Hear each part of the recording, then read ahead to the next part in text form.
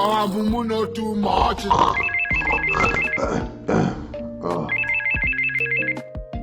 Who be this person where they call me by this time of the morning? Hey, hold me, Mr. Tom, Lagos guy. Hello, who be this? 70 years old. Fine now, Mr. Tom. I don't position for that spot. They wait for you now. Hurry up, come meet me. People don't they gather out. I'm a guy. I bet no verse. You know, say after that last work who we do yesterday, I just tired. So now I quickly go celebrate. Now I drink too much. Are you playing? Mr. Tom, no problem. Just quickly hurry up. They come. People don't they gather for here. I know if they call you. You know if they call you now, they go no say, something they up. No wala. They come now. Just position for them now. They act. They go and they come now. They wise. As they go now for this life, you need to do everything you can to make the extra money. Are you playing? Right now, pastor format and they use operate. They all of my guy with the position where they form fake miracle for me. Yeah, they go now. My quickly see if I feel hustle out small better money today.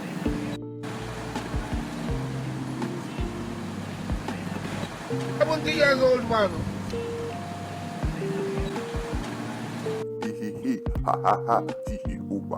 The earlier we realize this. Hi, see this life. Everybody they try survive. Some people just they mad they go. It's not you. Why be saying I'm mad? People just full all this area these days. I tired bro, so see this young man. I giant man who's supposed to walk, they feed himself, just they mad. I don't know what these religious people will do anything about them. Now wow, poor guy. I pity this guy, shall. I wish there's something we can do. Fear not, my people. As you can see, a man of God has been sent to your midst. Come, Tom. When you become pastor, I beg, no let Amador strike you for where you stand now. Mr. Tom, you don't talk pastor. Whoa, I beg. May quickly come pay me the money where they owe me. My people, we could take them easy, I beg. Make we allow him do what he want to. Make we see whether the spirit of the Lord do we come true. Yes, my people, I understand how everybody here feel. I know say I don't offend you now before in the past. But as soon as they see me so, you are looking at a new man blessed by the Holy Spirit. Make una no worry. You see this blessing at 2,000 demons that they see like this inside this body. I go drive all of them come out. Mona no worry. Now small thing. Pastor, if you drive all these demons where you claim say they this guy body come out, I promise say I will give you 500,000 for your ministry. Pastor, if you feel help this man, I go believe you guy. I even get 50,000 where I the plan save for my house rent. I go carry and give you because I want God to bless me this year. Don't worry, my people. As soon as they see me now, only one word I will talk now, and everything will just disappear from your body. All the evil spirit where they worry this man, I command all of you to disappear from this man immediately. 70 years old man. Where are they? What am I doing here? Who are all you people?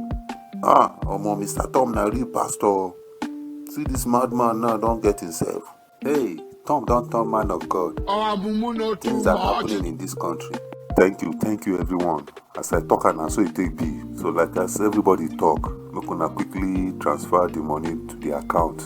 I hope so now still get my old account. Now if you send the money there.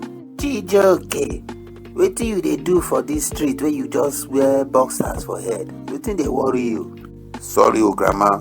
You know this man? Yes, so this is my son, Chijoke. Are you playing? Grandma, this is your son. Say he didn't get any mental problem at all. No, God forbid. Nothing they do my son. I don't even understand why he even dressed like this. Hey, I don't talk her. I talk her say this Mr. Tom na scam. He no be pastor. Him and this guy just plan her. Photo. You think say they wise? Well, no need to panic, my sister. I don't already call police. We will soon see them now. Yes, what is going on here? Now who call police? This man. Officer, now me call you. See this Mr. Tom, he they pretend saying be pastor. Come they scam people up and down. Now I say make I call police, call me, they call arrest him. Mr. Tom, you don't turn pastor, Abby. You know they like your word. Anyhow, when you reach station, you go explain better. You know how they go. Oh yeah, move my friend.